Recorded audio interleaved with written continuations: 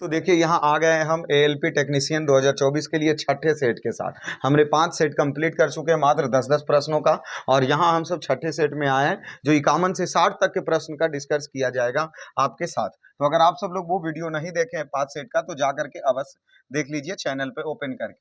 तो चलिए 51 नंबर प्रश्न आते हैं। क्या कह रहा, पानी का क्वथनांक बिंदु केल्विन पैमाने पर कितना होता है, ये बोला जा रहा। क्वथनांक, क्वथनांक अगर यही चीज हमसे हिमांक पूछता तो हम हिमांक का आंसर कुछ और होता, और क्वथनांक का अर्थात बाष्पीकरण तो किसका पानी का क्वथनांक पूछा केल्विन में तो 373 केल्विन। अगर क्वथनांक ताप पूछा तो 373 केल्विन, और यही चीज अगर हिमांक पूछा होता तो 273 केल्विन देते।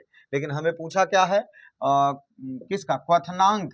तो क्वथनांक इसीलिए ऑप्शन इसका सी सही होगा 373। हिमांक पूछता तो देते 273। चलिए हमने एक प्रश्न कंप्लीट किया, और एक प्रश्न के साथ में हमने अटैच एक और प्रश्न देख लिए। अगला प्रश्न क्या करा, 52 नंबर, आइए देखते हैं। उस तापमान को क्या कहते हैं जिस पर वायुमंडलीय दाब पर द्रव उबलना शुरू कर देता है। अर्थात देखिए द्रव है अर्थात पानी है जो उबलना शुरू कर देता है, उसको क्या कहते हैं। पानी है जो उबलना शुरू कर देता है उसको क्या कहते हैं। तो देखिए पहला ऑप्शन क्या दिया, संलयन उष्मा, और बी में क्या दिया, उदासीनीकरण, और सी में क्या दिया, क्वथनांक, और डी में क्या दिया, गलनांक। तो जब पानी का उबलना अर्थात उसको हम सब कह सकते हैं सी, क्या, क्वथनांक। क्या कह सकते हैं उसको, क्वथनांक। इसीलिए इसका आंसर क्या होगा, सी होगा। ठीक है, 52 नंबर प्रश्न का। अभी आते हैं 53 नंबर प्रश्न। 53 नंबर प्रश्न देखिए, पानी का क्वथनांक बिंदु क्या है। इससे पहले भी अर्थात हमारा 50 नंबर प्रश्न भी वही चीज पूछा था कि पानी का क्वथनांक ही पूछा था, लेकिन उसको केल्विन में पूछा था, इसीलिए 373 केल्विन दिए थे। ठीक है ना, और इसका हम हिमांक कितना दिए थे, तो हिमांक दिए थे केल्विन में कितना, 273 केल्विन। लेकिन यहाँ पूछा पानी का क्वथनांक, और सब ऑप्शन डिग्री सेंटीग्रेड में है। तो पानी का क्वथनांक ए में 100 डिग्री सेंटीग्रेड दिया है, सी में 0 डिग्री, और बी में 50 डिग्री, और डी में 10 डिग्री सेंटीग्रेड। तो देखिए पानी का क्वथनांक 100 डिग्री सेंटीग्रेड होगा, ठीक है, डिग्री सेल्सियस में, और ये 0 डिग्री सेल्सियस जो होंगे पानी का हिमांक होगा।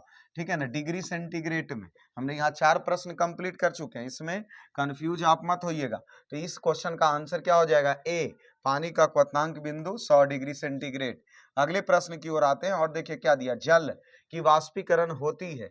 जल की वाष्पीकरण कब होना शुरू होता है, अर्थात यहाँ अगर एक टब में पानी जो रखे हैं, इस पानी का वाष्पीकरण वाष्पीकरण कब होना शुरू होगा। ऑप्शन ए हिमांक बिंदु पर, ऑप्शन बी संगलन तापमान पर, ऑप्शन सी समस्त तापमान पर, और ये क्वथनांक बिंदु पर। देखिए हिमांक बिंदु 0 डिग्री सेंटीग्रेड या 273 केल्विन हुआ। ठीक है, क्वथनांक हो गया 100 डिग्री सेंटीग्रेड या 373 केल्विन।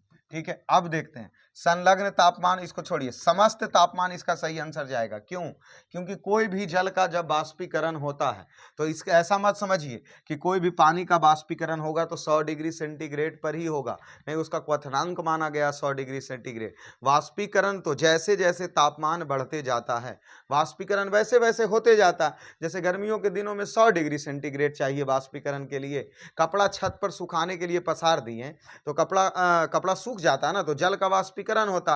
अब वहां पर 100 डिग्री सेंटीग्रेड थोड़ा चाहिए, वो समस्त तापमान पर। वाष्पीकरण का सिद्धांत ये है कि समस्त तापमान पर क्या होता है, वाष्पीकरण की क्रिया होती है। तो इसके लिए इसका आंसर क्या होगा, सी होगा। ठीक है, अभी आते हैं अगले प्रश्न की ओर। खाली स्थान 55 नंबर, डॉट डॉट डॉट, एक सतही प्रघटना है। मतलब जैसे ये एक तालाब ले लिए, ठीक है, तालाब है, ठीक है, इसको क्या तालाब, इसमें पानी भरा हुआ तालाब हो गया ये, और इसमें जल भरा हुआ।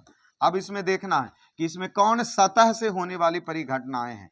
उबलना नीचे से शुरू होता है पानी, कोई भी पानी को जब गर्म करते हैं तो ये उबलना नीचे से शुरू होता है, और गर्म पानी ऊपर चला जाता है और ठंडा पानी नीचे चला आता है। क्या बोल रहे हैं कि गर्म पानी कहाँ चला जाएगा, रेड कलर से गर्म पानी, और यहाँ देख लीजिए ठंडा पानी, जैसे ही ऊपर वाला पानी ठंडा नीचे आ जाएगा, इसी को उबलना कह रहे हैं। तो ये सतह पर की क्रिया नहीं हुआ ना, इसीलिए उबलना आंसर नहीं होगा।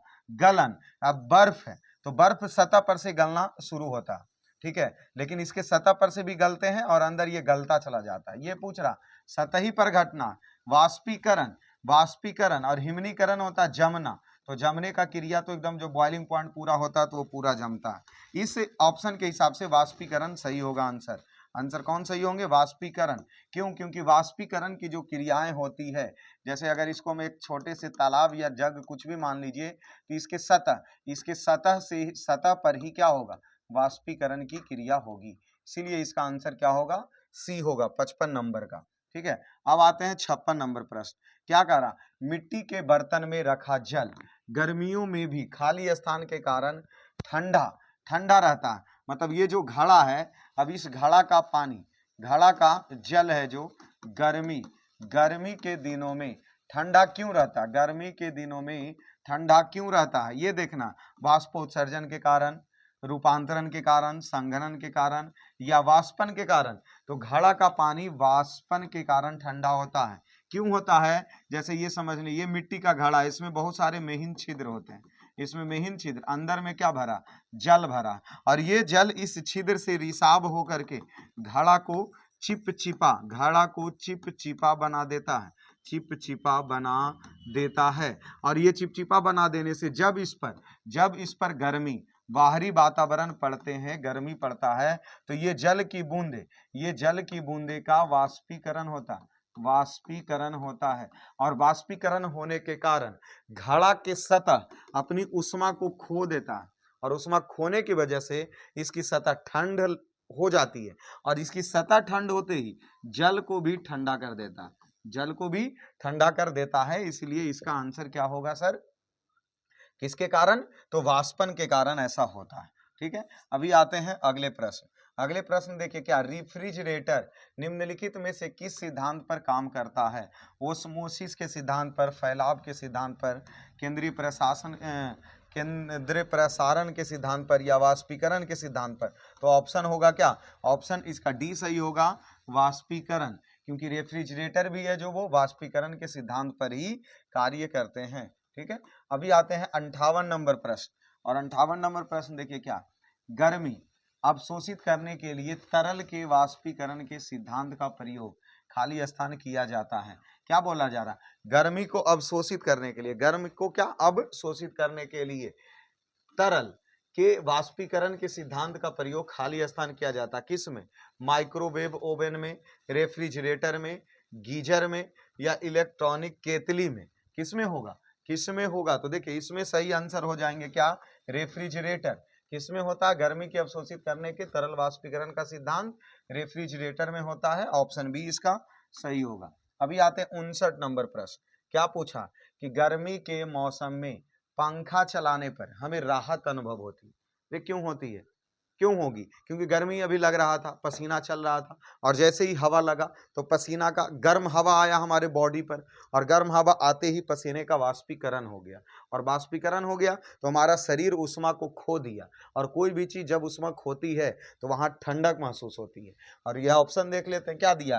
पंखे की हवा से हमारे पसीना तेजी से वाष्प बनकर उड़ जाता है। यही सही आंसर होगा, बाकी को छोड़िए, क्योंकि अगर पढ़कर देखना चाहते तो देख लीजिए क्या दिया, पंखे से हवा बहने पर हमारे शरीर में अधिक गर्मी निकलती है। ये तो गलत बात है।